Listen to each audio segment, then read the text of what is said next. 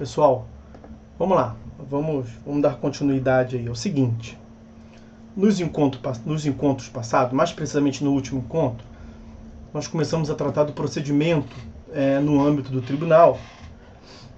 Vimos lá as questões relativas a registro e distribuição, vimos a prevenção, vimos que o relator deve devolver os autos com 30 dias para a Secretaria do Tribunal designar uma data para a sessão de julgamento. E falamos, portanto, da função do relator, o que o relator desempenha. No tribunal nós temos um sujeito processual da maior importância, que é o relator.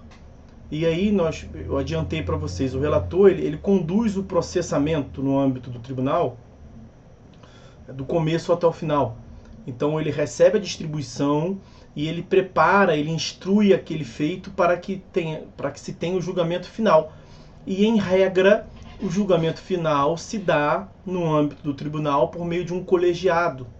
Nós temos, portanto, o princípio da colegialidade. Só que os atos ordinatórios e preparatórios do julgamento final são feitos só pelo relator. Nós tratamos disso na aula passada, a regra da colegialidade, minimamente vimos aí o que o relator desempenha, e deixamos para tratar na aula de hoje das funções, dos poderes, na verdade, dos poderes do relator, prevista no artigo 932. Então, até agora, nós vimos capítulo 2º da Ordem dos Processos no Tribunal. Falamos do 929, registro e distribuição. Falamos do 930, distribuição para um órgão colegiado e para um relator. Falamos do parágrafo único do 930 como a regra de prevenção. E o 932 a respeito do dever do relator, é um prazo impróprio naturalmente, mas devolver os autos preparados para julgamento em 30 dias com o relatório e a indicação do seu voto. E vimos que na sessão de julgamento, um ato eminentemente oral, os demais julgadores vão dizer se acompanham ou se divergem do voto apresentado pelo relator. Mas ficou faltando tratar com os senhores, portanto, do artigo 932. Podemos chamar, portanto, como sendo os poderes do relator. Esse seria o item de número 4, né? O item 1 foi registro e distribuição, o item 2 foi a prevenção, o item 3, essa devolução dos autos pelo relator em 30 dias, o item 4 desse procedimento inicial que eu quero ver com os senhores, os poderes do relator, que estão no artigo 932 do CPC. Vejam o inciso 1º, como é que fica clara essa lógica geral de que compete ao relator, incumbe ao relator, cabe ao relator dirigir e ordenar o processo no tribunal, inclusive em relação à produção de prova, bem como, quando for o caso, homologar a autocomposição das partes. Então essa é a lógica geral que eu mencionava para os senhores, de que incumbe ao relator desempenhar os atos preparatórios do julgamento final. Tanto a colheita de provas, são exemplos, como a homologação de autocomposição das partes. Havia uma discussão no código anterior se o relator teria competência para homologar a composição das partes, a autocomposição das partes, já que o objeto da demanda, objeto da questão posta a julgamento pelo colegiado, não envolvia a autocomposição. Então havia quem sustentava no código anterior que os autos deveriam baixar para a instância originária para que o juízo natural lá do primeiro grau homologasse o acordo. E essa posição já era vencida, já era minoritária no código anterior, que não previa expressamente, agora está ali previsto.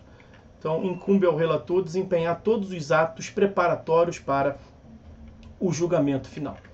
Eu vou pular os incisos 2º, 3º, 4º, 5º e 6º e vou direto ao inciso 7º, porque tanto o inciso 1º quanto o inciso 7º, eles se referem, inciso 1º e inciso 7º do artigo 932, eles se referem a essa providência, vamos assim dizer, preparatória, instrutória, a providência não decisória, portanto.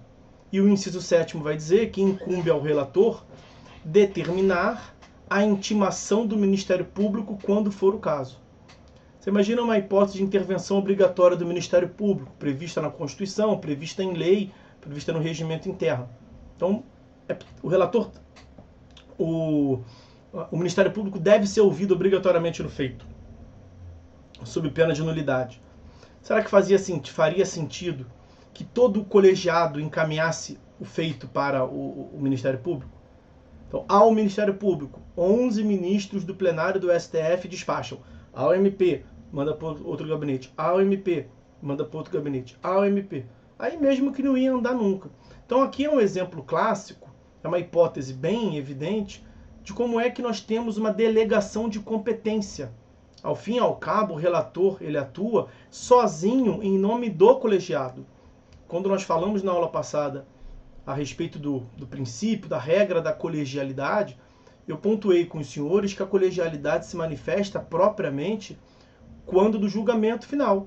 E antes disso, quem toca o processo é o relator. O relator atua sozinho, portanto, em nome do colegiado.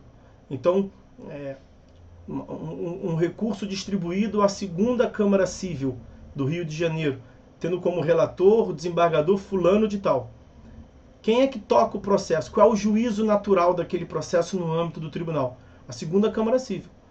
Mas todos os integrantes da 2ª Câmara Civil determinam a intimação do Ministério Público? Ou só um deles que o faz isso? Só um deles. Quem? O relator. Por isso que lá atrás nós vimos que os processos lato sensu no tribunal, eles têm dupla distribuição. Distribui a um órgão colegiado e dentro desse órgão colegiado se distribui a um relator, a um dos julgadores que compõem o órgão colegiado, para que aquele julgador possa, portanto, adotar as providências que a lei ou o regimento interno prevê. Né? Mas aonde apareceu o regimento interno, professor? Quer ver? Inciso 8º. No inciso 8º, nós vimos o inciso 1º, 7º, agora o 8º, olha. Incumbe também ao relator adotar outras providências, exercer outras atribuições que sejam estabelecidas no regimento interno do tribunal. Então veja que o próprio legislador delegou a competência legislativa para o regimento interno. O legislador estabeleceu alguns poderes do relator e falou assim, cada um dos tribunais, olhem para a realidade local de vocês aí e para os relatores que compõem vosso tribunal, vocês preveem no regimento interno o que deve fazer aqui e ali. Ok? Então, as providências que devem ser adotadas pelo relator, que podem ser adotadas pelo relator, estão essencialmente no CPC, eventualmente em legislação específica e mesmo no regimento interno. Então, é esse primeiro conjunto de providências que aparece no quadro aí no chat para vocês. Artigo 932, inciso 1º, dirigir e ordenar o processo. Inciso 7º, determinar a intimação do Ministério Público. Inciso 8º, qualquer outra atribuição estabelecida no regimento interno, estão associadas, portanto, a uma competência do relator de adotar atos preparatórios, atos instrutórios e preparatórios do julgamento final. Ok? Então não é apenas isso que o relator desempenha.